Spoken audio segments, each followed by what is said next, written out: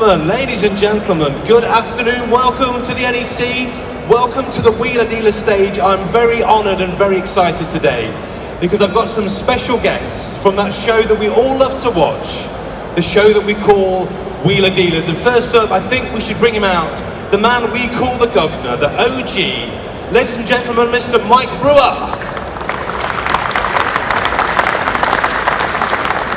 Here he is. Hello, mate. Hello, mate. Show me a little COVID hug. How are you? Oh, wow, look at this audience. That's fantastic. I love it. Take a seat. You can have anyone you like. It's your stage. I'll take one right here. There you go. Right, let's assemble like the Avengers this morning. So, well, this afternoon now. Yeah. Now, we call him Elvis. His mum calls him Mark. Mr. Priestley. Just so relaxed. Anywhere you like, buddy. And now, ladies and gentlemen, for your delight and delectation all the way from California, recently back from his tour, some know him as Anthony, some know him as the Master Mechanic, but we call him Mr. Darcy.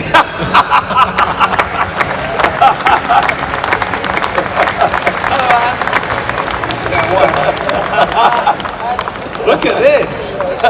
All of our favourite elevators. Very good. Right, so Wheeler Dealers celebrating 18 years as the globe's, the planet's most popular motoring show, and obviously you boys have been a part of that story.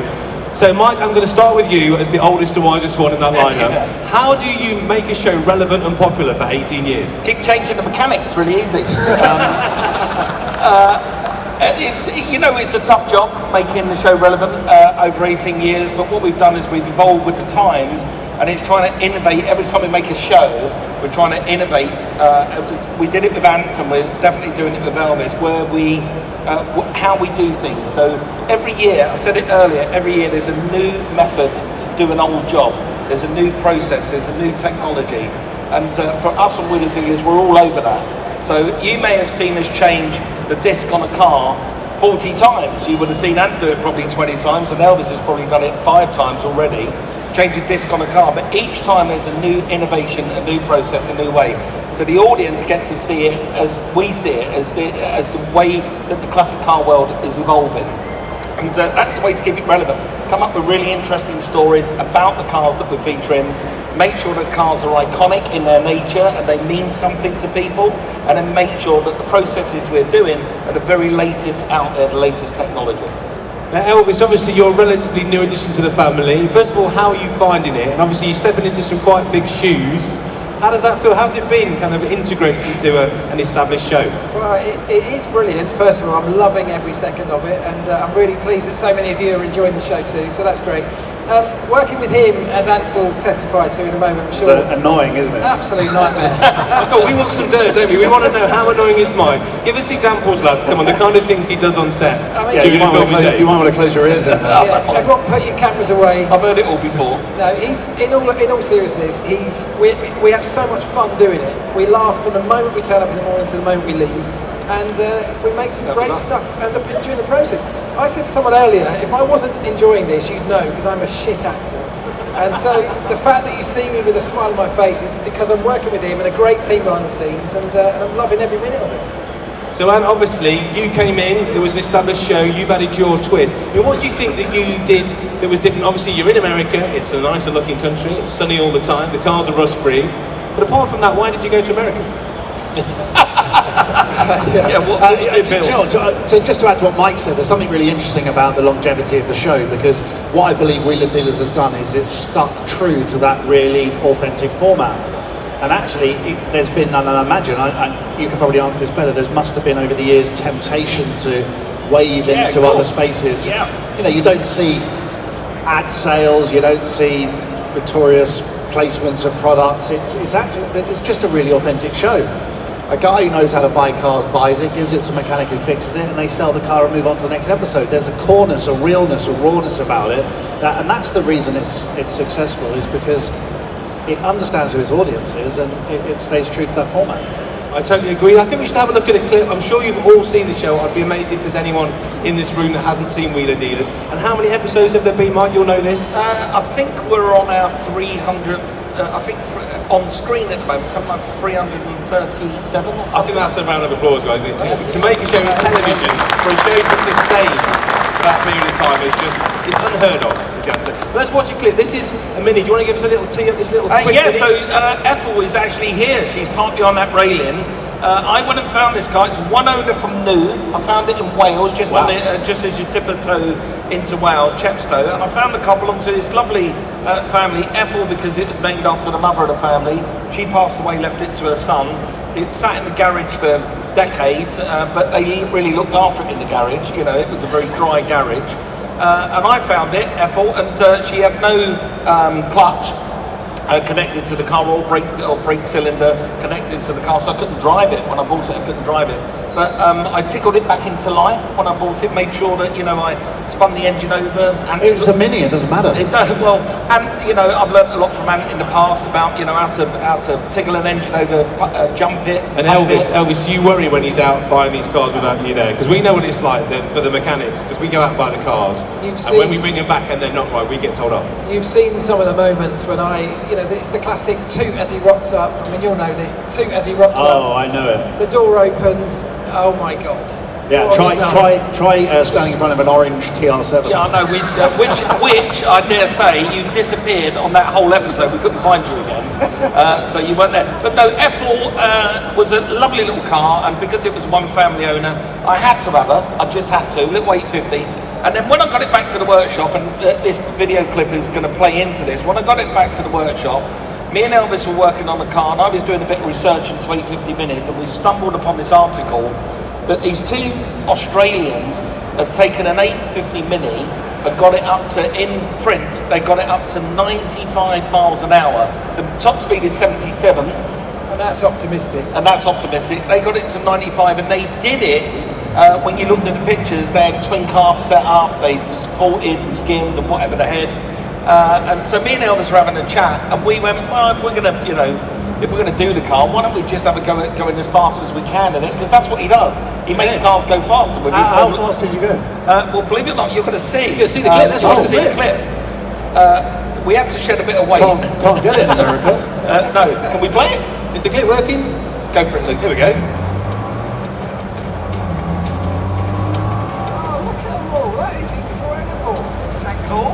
What a sight. That's what the mini community is like. I love it. Hello, everybody. Hello, everyone. What a crowd. What a Fantastic. turnout. This is our 1965 Mark I Mini 850, and this is an incredibly long runway. And our aim today is to take on a speed record held by two wacky Australians for decades. And that's why you're here, to cheer us on. Right, we'll see you at the finishing line. We're going to get ready.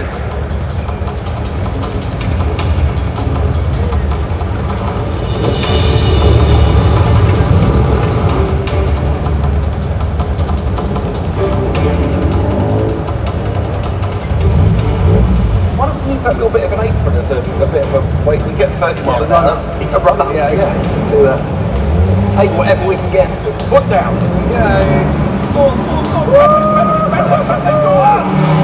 Already we're doing 30 miles an hour as we come onto the runway. 38, 40 miles an hour. This little 850 is banging away under the bonnet. 70 miles an hour. And we're still pulling. Come on, little car, you can do it.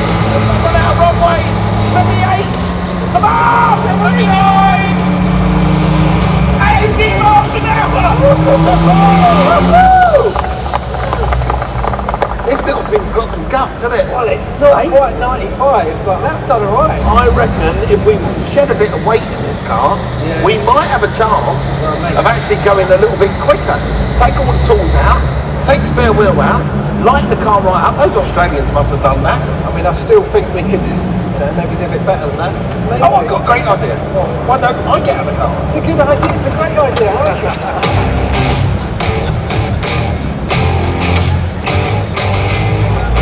Don't see What a great clip. what you don't see there is we had another attempt at it after we did shed the weight and take me out of the car. We folded the mirrors so they were flat, so they were less air resistance. Pump the tyres up. Pumped the tyres up, so we had a much smaller contact patch. And quite incredibly, we managed to take that little car up to on a data logger as well to 90 miles an hour. That is amazing. Which is incredible because the Australians did a dual carb setup with a single carb. That was Elvis. He did port-in polishing. The mini's still crying. Look at the poor Yeah, thing. Look. Ethel. Belongs to a lovely guy called Richard who bought it off us on the show, and he wanted to let us have it here this weekend, so we're delighted with it. Amazing. And we've got another clip as well, one of my favourite cars. This is a TVR. So tell me about the TVR buy and flip. Okay, so you would think, and I don't think I haven't seen this yet, but you would think this guy, Russell, that I buy the car out of, is straight out of Central Casting. When we turned up to this old car site, and this guy approached me with his flat cap on, "Oi, how are you doing?" I went, "Is this, am I being set up here? Is He's this a an bit of actor?" a Drew Pritchard dresser-like, He isn't is. And he's straight out of Central Casting. Immediately, as soon as I met him, I went, "There's a TV show in this guy. He's so good." But yeah, buying the TVR off of him, they're absolutely genuine. Whilst I was buying the TVR, I was. It didn't break down, did it? 'Cause No, they usually do. Oh, that was the one. After I see the TVR and he pulled it out, there was something about the car. It was the registration number. Just triggered something in my brain. And then I remembered that I actually reviewed this car when it was brand new. No. It was on the TVR press fleet on Driven with Jason Plato and Penny Mallory. So I actually reviewed this car decades earlier. It's like a reuniting. Yes. Let's watch the clip. It's freezing cold, it's slippery underfoot, the roads are covered in mud. Who on earth wants to go and buy a TVR rear-wheel drive high-performance sports car that's a convertible in the dead of winter? Nobody, except for me. So hopefully there's a deal to be had. But I've got a challenge ahead of me. The owner, Russell, is an Essex car dealer, so I know he'll drive a hard bargain. I could spend hours in a place like this. I absolutely love it. And look, we've got a Ford F-150 pickup truck, A46 BMW. It's brilliant. Ah, you Russell? I am Russell. Russell, how are you, dear boy? Yeah, I'm okay. How are you? I love your car site. What a cracking little place. You've got some nice stock as well. Little Porsche Boxster over there. VR6. Yeah. Where's the TVR? She's hidden away for you. Is she? Yeah. Can I see it? Yeah, come on. Let's go and have a look. Lovely.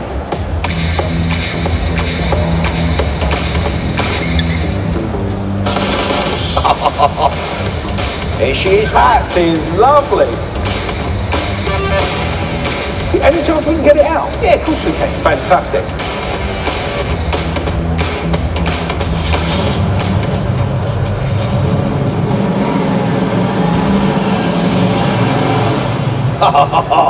Listen to that. The unmistakable sound of a TVR.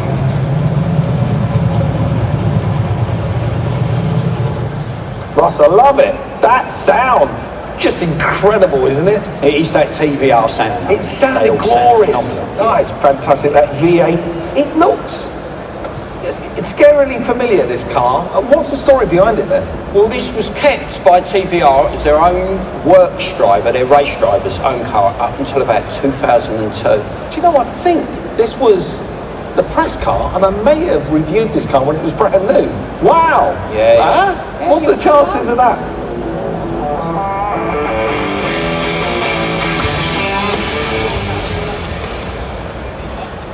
Sound of a TVR. The unmistakable sound of a TVR is actually silence while you wait for the breakdown truck. That's the unmistakable Well, sound. that happened to be a really reliable one, and it had a brilliant backstory behind it, being that it was their press car. It was also raced by Steve Cole, their in-house in-house race driver, and me and Elvis had such an adventure with it. There was, if you watch the show, and I don't want to ruin it if you haven't, there was a poor moment for Elvis where I said to Elvis, it's got a 4.3 badge on the engine, but it should have a 4-litre badge. I said, so has somebody just stuck a badge on the engine, or is it a 4.3? So Elvis, bless him, took the whole sodding thing apart. I mean, the whole sort of thing. The whole sodding thing apart. Then I walk into the workshop. I actually arrived to walk past Elvis with the cylinder heads exposed, measuring the cylinder heads with a vernier gauge. And I'd already had a conversation with Steve Cole, who told me it was upgraded to a 4.3 at the factory. So I walked past him thinking, I don't know how to tell him that he's done all of this. Don't but tell him. no reason at all. He's done the whole lot. Don't tell him. Don't tell him. No. So Elvis, when you talk about, obviously you've come to the family, you've been working wonderful things on Wheeler Dealers, but you've also come into Dream Cars. So tell us about Dream Cars. If you haven't seen it, guys, it's a different format and it's a bit more heartwarming, isn't it? It's such an emotional journey. If you're not familiar with the show, it's essentially where a contributor comes along with the car they've got, but they've got a dream car in mind. And between Mike and myself, we sort of trade up by adding value to each car to the point where we can get to their dream car. And it's the moment, that show's all about the moment at the end when we finally reveal the dream car. In fact, we actually did one this morning. We handed over a dream car over in Hall 8. And you know, there's tears almost every week when we do this, because you're so, with Wheeler Dealers, you're doing it to sort of make a profit, you're adding to the story of the car, but with Dream Car, it's all about that emotional attachment to the person you're doing it for. They've all got a great backstory. And honestly, we're all in tears every week. Even the team behind the scenes are crying because the person who receives the dream car can't help themselves. It changes their life for many of them. Well, it's proper lovely telly. I think we should watch it clear. And if you haven't seen this, do check it out. It's on Discovery Plus. Oh, there you go. Fashion Police. Let's watch it clear. You like motorbikes, don't you? I do. You're going to like these. Look at this.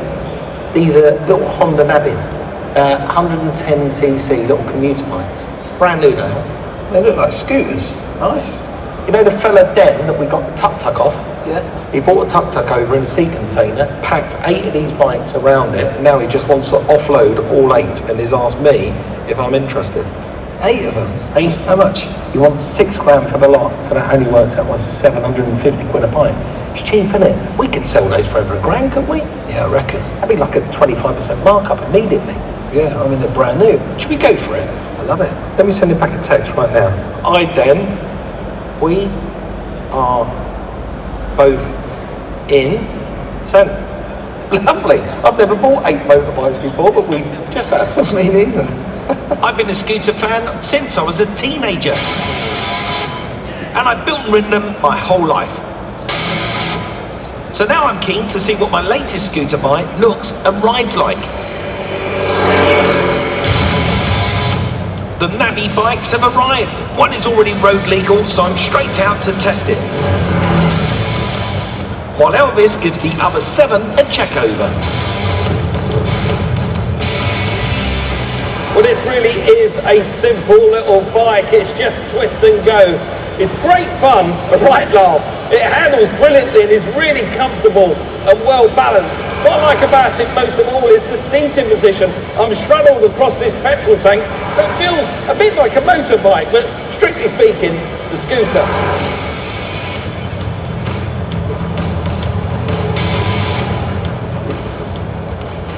Well, what do you reckon? Absolutely wicked, yeah. I reckon we can get £1,000 for these easy. I mean, I reckon maybe even more, because I've been through all of them while you've been out. Nothing wrong with any of them. They're perfect. I reckon we get these sold, no problem. Brilliant.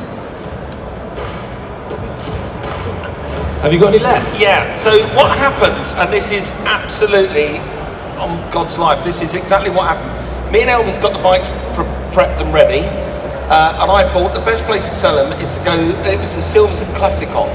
So I thought they're really good paddock bikes. So we took all 8 in the back of a van, and there's a scene where we got 5 of the bikes out, and then I'm rolling in one of the bikes, and I roll it in and put a for sale sign on the front. And this is genuinely what happened. All the crew are sort of still setting up the cameras. One, Nick, is on a long lens and he's filming me.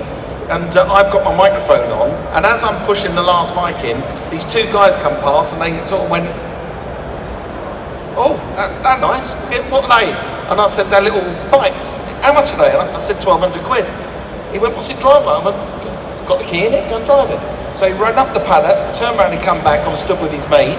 I looked at Nick, the cameraman, I went, "Just keep the camera running." He come back, he pulled up, his mate said, "How was it?" He went, "Blooming brilliant, lovely little bike." And they went, "Okay, yeah, we'll have 2. We'll have the yellow one and the green one." And I went, I'm saying to the crew, "Just sold 2 of them, keep running, keep running." So that was 2 there.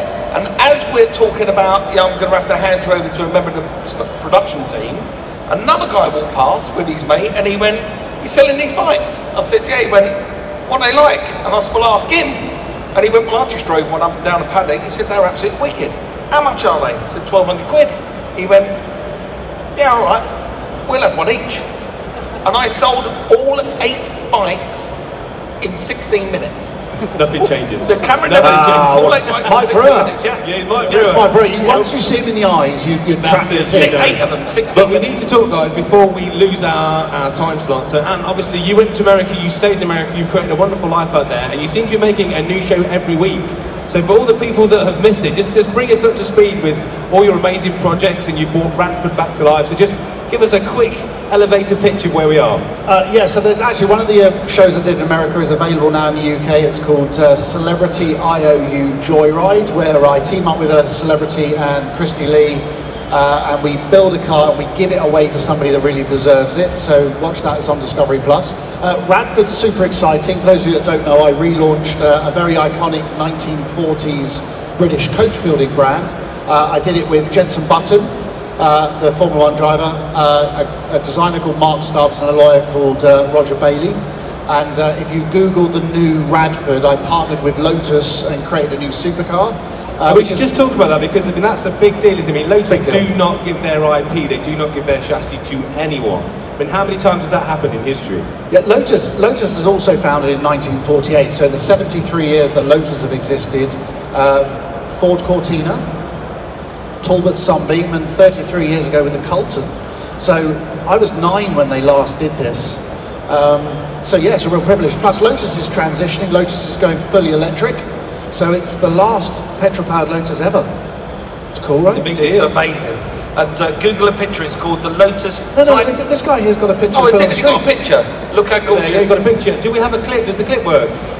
Now, the foundations of every single car That's not project is, Radford. of No, course, the that's not chassis. to kill that clip.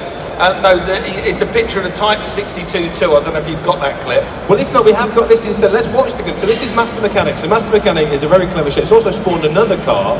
You're making cars left, right and centre. So just tell us about Master Mechanic, the format of the show and the car it created. Well, Mike will remember because Mike sort of was, together we helped kind of format the show, and we had this weird 12 weeks off between Wheeler Dealers, and everyone in TV is a freelancer, so we risked losing the crew that was making Wheeler Dealers, and they were going to disappear onto other shows. So said to the network, look, I've got 12 weeks off. I could build a car in 12 weeks. And Master Mechanic is a genuine follow documentary in real time.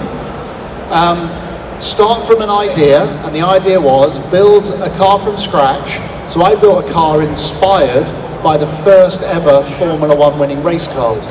The first Formula 1 race was 1950 at Silverstone. An Alfa Romeo 158 came first, second and third in that race. In fact, a 158 won every single F1 race it ever entered. Fangio's car. So I started off with this MGTD, stole the rolling chassis, completely lost the rear end. I stripped down an Alfa Spider with a lovely little aluminium twin cam, and created a boat-tailed 158 body from scratch, and yeah, in 12 genuine weeks, I made the car.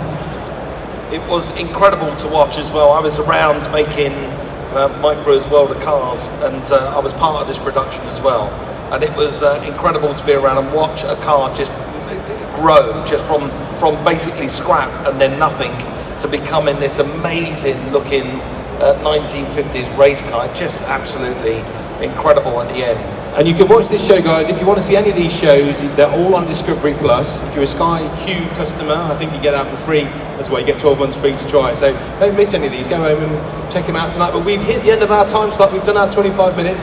So ladies and gentlemen, can I ask you to please put your hands together for Anne Hansen, Thank you very much. Mike Brewer, and Elvis. Thank you very much. We'll be back later, all of us. Thank you very much, everyone. Really appreciate it. We'll be back on the live stage, I do believe,